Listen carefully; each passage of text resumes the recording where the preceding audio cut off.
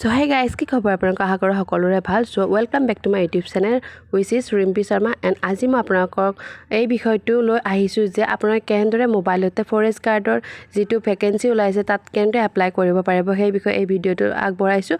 So আপোনালোকে অতি মনোযোগেৰে শেষলৈকে ভিডিঅ'টো চাব আৰু আপোনালোকে নিজে মোবাইলতে এপ্লাই কৰিব পাৰিব। So ভিডিঅ'টো এতিয়া আৰম্ভ কৰোঁ।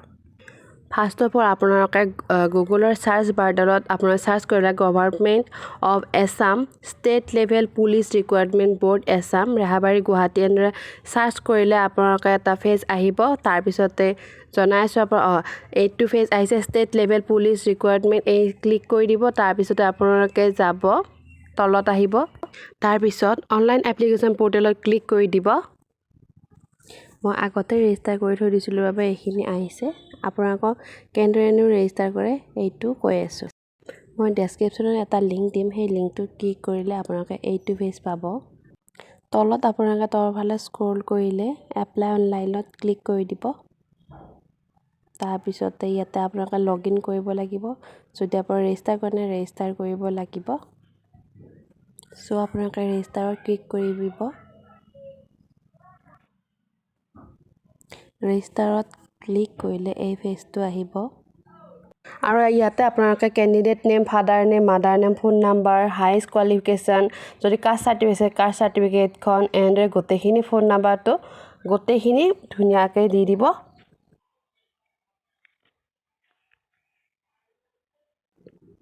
আৰু তলৰ ফালে বাৰ্থ ডেটটো দিব মানে একেবাৰে নাপাহৰিব। তাৰপিছত ৰেজিষ্টাৰ বুলি ক্লিক কৰিব। তাৰপিছতে ৰেজিষ্টাৰ ছাকচেছফুল হোৱা বুলি দেখুৱাব ইয়াতে। আৰু ৰেজিষ্টাৰ আইডিত যে এটা ৰিকুৱাৰমেণ্ট আইডি থাকিব সেইটো ইয়াতে দি দিব লাগিব। আৰু ৰেজিষ্টাৰ মোবাইল নাম্বাৰ যিটো নাম্বাৰ দিছে সেইটো দিব লাগিব। আৰু ইয়াতে ডেট অফ বাৰ্থটো সুন্দৰভাৱে দিব আপুনি। ইয়াৰ পিছতে লগ ইনত ক্লিক কৰি দিব। লগ ইনত ক্লিক কৰাৰ পিছত আপোনাৰ এনেদৰে আহিব। আপোনাৰ এড্ৰেছখিনি গোটেই আহি যাব।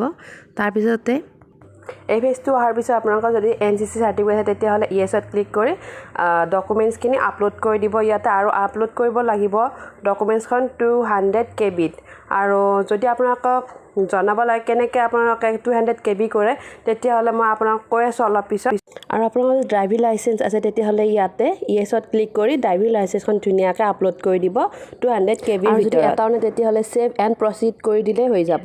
তাৰপিছতে এইটো পেজ আহিব আৰু ইয়াত আপোনালোকে কি কৰিব এটা এটাকৈ গোটেইকেইটা চিলেক্ট কৰি ছেভ এণ্ড প্ৰচিড কৰি দিব। এতিয়া আপোনাক দেখুৱাইছোঁ কেনেদৰে আপোনালোকে চিলেক্ট কৰিব। এটা চিলেক্ট কৰিব, এটা এটাকৈ তলত নাম আহি থাকিব। প্ৰথম পোষ্টৰ নামটো আহিছে ক্লিক কৰে, ছেকেণ্ড পোষ্টৰ নামটো আহিব আৰু থাৰ্ড পোষ্টৰ নামটো আহিব। ক্লিক কৰিছোঁ এণ্ড এটা ছেভ এণ্ড প্ৰচিডত ক্লিক কৰি দিব। তাৰপিছত এই পেজটো খোল খাব আৰু ইয়াতে আপোনালোকৰ সকলো যিবোৰ ডকুমেণ্টছ সুধিছে সকলোখিনি আপলোড কৰি দিব। আৰু হ'ব লাগিব 200 KB ভিতৰত আপোনালোকে ডকুমেণ্টছখিনি কৰিব লাগিব, বনাব লাগিব, তেতিয়াহে আপলোড হ'ব, নহ'লে নহ'ব। সেইকাৰণে আপোনালোকক মই কেনেকৈ 200 KB কৰি আছে KB কৰিব লাগে আপোনালোকক মই নেক্সট ভিডিঅ'ত আজিয়ে মই কৈ আছোঁ, আপোনালোকে সুন্দৰভাৱে কৰিব পাৰিব। চ' মই ফাইলটো অ'পেন কৰিছোঁ আৰু ইয়াতে প্ৰথমতে মই দিম এমপ্লয়মেণ্ট এক্সচেঞ্জৰ যিখন চাৰ্টিফিকেট 146 KB কৰি লৈছোঁ মই। তাৰপিছত ইয়াতে আপলোড তেতিয়াহে হ'ব। যদি আপোনালোকৰ 200 KB নহয় তাতকৈ বেছি হয় তেতিয়াহ'লে কিন্তু এনেদৰে ছাকচেছফুল নেদেখুৱাব। মোৰ ছাকচেছফুল বুলি আহিছে, মই আপলোড ধুনীয়াকৈ কৰি আছোঁ, আপলোড হৈ গ'ল। তাৰপিছতে নেক্সট মই এনেদৰে গোটেইকেইখনে মই আপলোড কৰিম। 200 KBৰ ভিতৰত থাকিব লাগিব ডকুমেণ্টছ কেইখন। গাইজ মই যে এমপ্লয়মেণ্ট এক্সচেঞ্জ চাৰ্টিফিকেটখন দিলোঁ, যদি মই বিচাৰোঁ যে আকৌ এবাৰ চাওঁ হৈছেনে নাই ভালকৈ দিয়া গৈছে তেতিয়াহ'লে ভিউত ক্লিক কৰি দিব আপোনালোকে। অলপ সময় লোডিং হ'ব। তাৰপিছতে এমপ্লয়মেণ্ট এক্সচেঞ্জৰ ডকুমেণ্টছখন আহি যাব, সুন্দৰভাৱে আহি যাব। আপোনালোকে চাই ল'ব ঠিকে আছে না। তাৰপিছত ক্ল'জত ক্লিক কৰি দিব। আকৌ নেক্সট যিটো আকৌ আপলোড কৰিবলগীয়া আছে গোটেইখিনি আপোনালোকে আপলোড কৰিব লাগিব। আৰু মোৰ যে ইয়াতে চেঞ্জ বুলি আহিছে মই এইখিনি আপলোড কৰিছোঁ, চেঞ্জ বুলি আহিছে। যদি মই চেঞ্জ কৰিব বিচাৰোঁ মই আপলোড কৰিছোঁ ফটোৰ এমপ্লয়মেণ্ট এক্সচেঞ্জৰ চাৰ্টিফিকেটখন। যদি মই আকৌ চেঞ্জ কৰিব বিচাৰোঁ তেতিয়াহ'লে চেঞ্জত ক্লিক কৰি মই চেঞ্জ কৰি দিবও পাৰিম। এনেদৰে মই গোটেইখিনি আপোনালোকক দেখুৱাই দিছোঁ।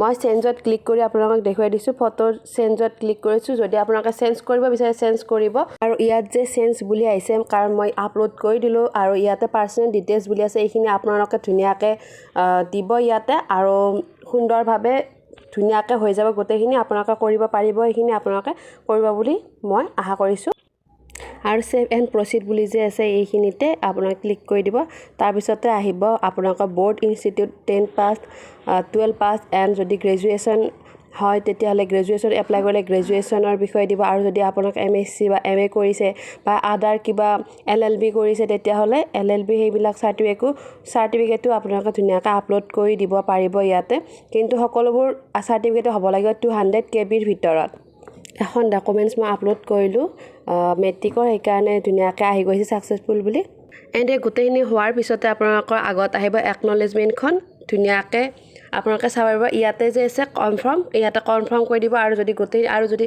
শুদ্ধ কৰিবলগীয়া নাই অ'কে আছে তেতিয়া অ'কেত ক্লিক কৰি দিব আপোনালোকে এনেদৰে এটা OTP আহিব OTP আহিলে ছাবমিটত ক্লিক কৰি দিব ছাবমিটত ক্লিক কৰাৰ পিছত এনেকুৱা এখন পেজ আহি যাব আৰু ইয়াত একনলেজমেণ্ট বুলি লিখা আছে তাতে ক্লিক কৰি দিব আৰু আপোনালোকৰ যেটো PDF ডাউনলোড হৈ আছে আৰু তেনেদৰে তাত আহি যাব আপোনালোকে সুন্দৰভাৱে চাব পাৰিব আপোনালোকৰ গোটেই একনলেজমেণ্টখন এনেদৰে মই মোৰ কামখিনি কৰিলোঁ মই অনলাইনটো কৰিলোঁ মোবাইলতে যদি আপোনালোকে কৰা নাই তেতিয়াহ'লে অতি শীঘ্ৰে কৰি লওক আৰু যদি এই ভিডিঅ'টো ভাল লাগিছে লাইক শ্বেয়াৰ ছাবস্ক্ৰাইব কৰক একেবাৰে নাপায় আৰু নেক্সট ভিডিঅ'টোত কৈ আছোঁ আপোনালোকে কেনেদৰে একনলেজমেণ্ট কেনেদৰে ডকুমেণ্টছখন 200 KBৰ কম কৰিব সেইটো বস্তু মই কৈ আছোঁ আপোনালোকে নেক্সট ভিডিঅ'টো চাব বুলি আশা কৰিছোঁ thank you so much thanks for watching guys